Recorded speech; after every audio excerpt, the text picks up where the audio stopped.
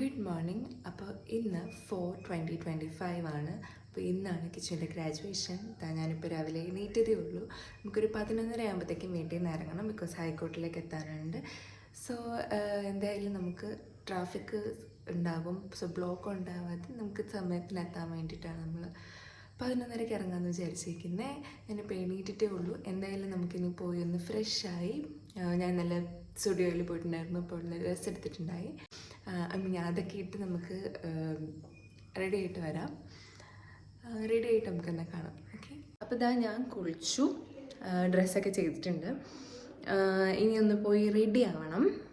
കിച്ചോടെ ready ആയിക്കൊണ്ടിരിക്കുകയാണ്. അപ്പോൾ നമുക്ക് റെഡി ആയിട്ട് ഇപ്പം തന്നെ മിക്കവാറും ഇപ്പം തന്നെ ഇറങ്ങും. കാരണം 1:30 അവിടെ റിപ്പോർട്ട് ചെയ്യാനാണ് പറഞ്ഞേക്കുന്നത്. അതുകൊണ്ട് നമ്മളൊരു 11:30 ആണ് പറഞ്ഞേക്കുന്നത്. 11:30 ആകുമ്പോഴത്തേക്കും വീട്ടിൽ നിന്ന് ഇറങ്ങാം, കാരണം ബ്ലോക്ക് കിട്ടാൻ ചാൻസ് ഉണ്ട്.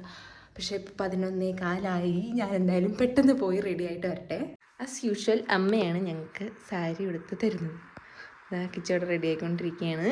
അപ്പോൾ ഇതാ ഗൈസ്, ഞങ്ങൾ റെഡിയായി ഇറങ്ങുവാണ്. I really love the outfit and my look. നിങ്ങൾക്ക് എന്താ തോന്നുന്നതെന്ന് ഒന്ന് കമൻറ്റ് ചെയ്യാം. ക്യാരക്ടർ കെയറാണ്. അങ്ങനെ തന്നെ ഞങ്ങൾ ടൈം ആയപ്പോൾ തന്നെ ഹൈക്കോർട്ടിൽ എത്തിയിട്ടുണ്ടായിരുന്നു. 1:30 റിപ്പോർട്ടിംഗ് ടൈം പറഞ്ഞിരുന്നെങ്കിലും അകത്തൊരു സെഷൻ നടക്കുന്നുണ്ടായിരുന്നു. ആ സെഷൻ കഴിയാതെ നമുക്ക് കയറാൻ പറ്റത്തില്ലായിരുന്നു. ഇതിൻ്റെ അനിയത്തിൻ്റെ ഫ്രണ്ടാണ് കീർത്തന. നാളെയാണ് അവളുടെ സെഷൻ. അപ്പോൾ അവളിവിടെ അടുത്ത റൂം എടുത്തിട്ടുണ്ട്. പിന്നെ ഇതാ ഞങ്ങൾ എന്തായാലും കയറാൻ ലേറ്റ് ആവും. സോ എന്തായാലും അടുത്ത് പോയി ഫുഡ് കഴിച്ചിട്ട് വരാം. വീട്ടിൽ നിന്ന് ഇറങ്ങിയപ്പോൾ ഫുഡ് കഴിച്ചിട്ടില്ലായിരുന്നു. സോ ഫുഡൊക്കെ കഴിച്ചു. അത് കഴിഞ്ഞ് ഫുഡ് കഴിച്ചപ്പോൾ തന്നെ സമയമായിട്ടുണ്ടായി. പിന്നെ കയറാൻ പറ്റി. സോ കൂപ്പൺ കൊടുത്തു, കയറി.